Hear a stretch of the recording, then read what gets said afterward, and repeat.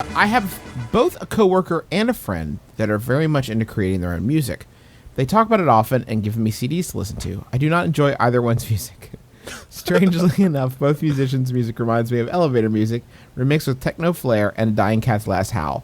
Needless to say, I want to avoid complimenting them on their sound crimes, but have to say something about the CD they just gave me.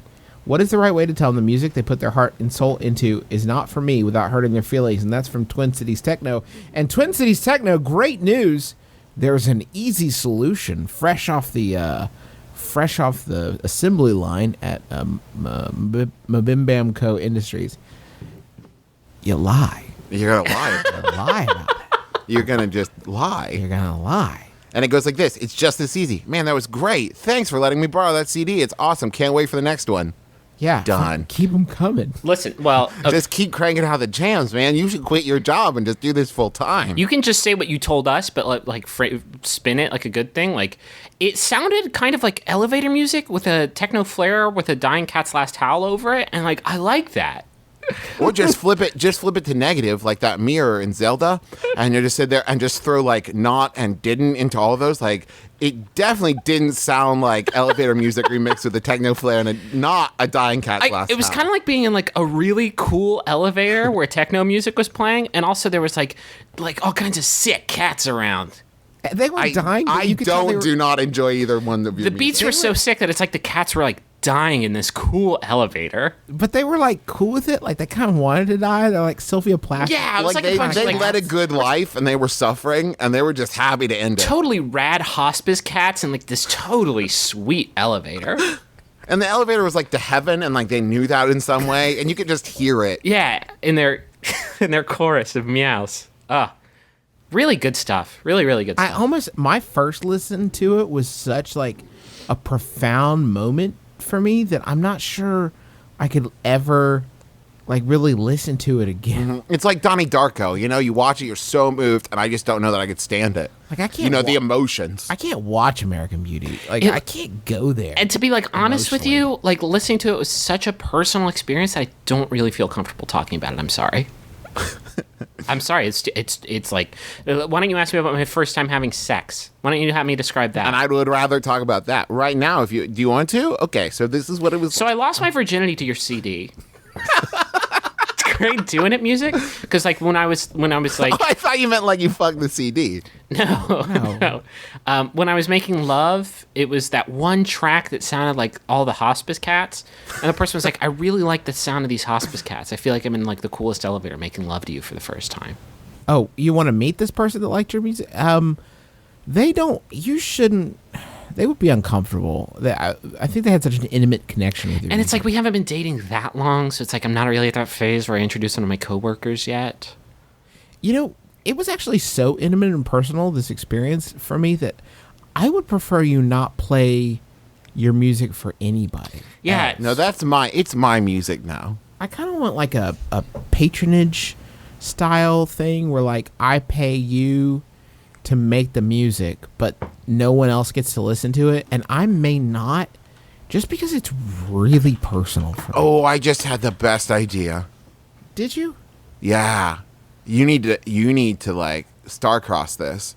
You need to take your coworker CD, give it to your friend, give your friend's CD to your coworker, then put them together in the same room and say, "Oh yeah, you listen to that CD and you listen to their CD. Oh, I'm gonna go grab a drink," and then just let them at it. And either they're gonna love each other and you're out, or they're gonna be like, "I kind of thought your music was dump." Oh yeah, well your music was dump, and you don't have to say a word. And you get them caught in that feedback loop. That's how Steely Dan was formed. So think about it. I think you should say, "It's pretty good. Do you mind if I make some edits?" And they say, "Yeah, sure. I'd love to hear you put your own spin on it. I'd love to hear your remix." And then you just burn them a copy of Jazzy Jeff in the house. And then you give them that. And then they say, this does sound a lot better. What if you say, "I'd like to make some edits," and they say, "Sure, remix it," and then you just make them watch you snap the CD over your knee. There you go. That's much better. Is there any true facts that you can tell? Can you be is a very professional printing. I like how round it was. There were not any rough edges on the CD, which was nice. I like that it was a CDRW, which was nice because I reused it. I really What a liked convenient disc. how its circumference was like 3.14 the size of its diameter. I really kind of dug that about it. really It was like like a the really clever take on I it. really like the disc art. I wrote on it with a Sharpie. Yeah, it's like so minimal. So It- DIY, you know? Why did you write Brain Poison? It's art. It's like punk rock. You wrote Brain Poison. Do not listen to. Too personal. Too personal. Listen only once when you make love to your future wife. How did you meet Mom? This is how I Met Your Mother ends. You guys have 8 years? Sit down. Sit down. My friend let me borrow this shitty CD. It was super round. But before that... His name is Rob Thomas. And now you know the rest of the story. Think about naming my band Matchbox 5. Too low. Keep going up. And listen, I say that I love Matchbox 20, you guys, so I don't want any of your hate mail. No. But you prefer Rob Thomas's solo shit. And when I say his solo I'm shit, just saying. I mean that includes the Santana song. You can really see the Rob Thomas shining through his solo stuff. He's not as held back by the other 19 Matchbox members. That's why his first solo CD was called Me and Santana, No Limits. And then he got that cease and desist letter from Santana. You'd never met him. Stop showing that video you made. I recorded this sweet CD with this guy named Satan. Did you meet him? Did you meet him? I don't think that's right. Yeah, it's called Smooth. He plays this sick like electric Latin guitar riff that I've never heard. Yeah, I'm pretty sure you're talking about Santana. Pretty sure his name was Satan. Satan, I think. Pretty The sure. weirdest thing, I heard this on VH1 Behind the Music. During that whole recording process, Santana thought he was working with Rob Zombie.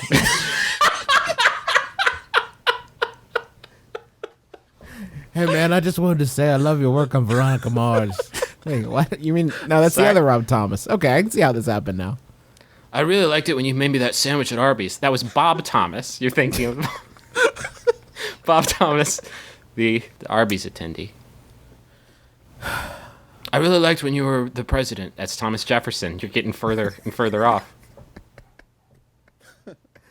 I like your morning radio show. Let me think. Bob and Tom? You were really off the reservations there, man. I like it when I put you on the end of my fishing line, and then I can tell when I have a bite. Are you talking about a bobber? What? I couldn't tell if you were doing an impression of Santana or Rob Zombie for like half of it. I really love how you govern the damned souls in hell. Nope. I don't think that's me, Bob. Bob Thompson. I really like how you're a merry fellow living in a small valley close to the Withley Wind River. That's Tom Bombadil. Killing me.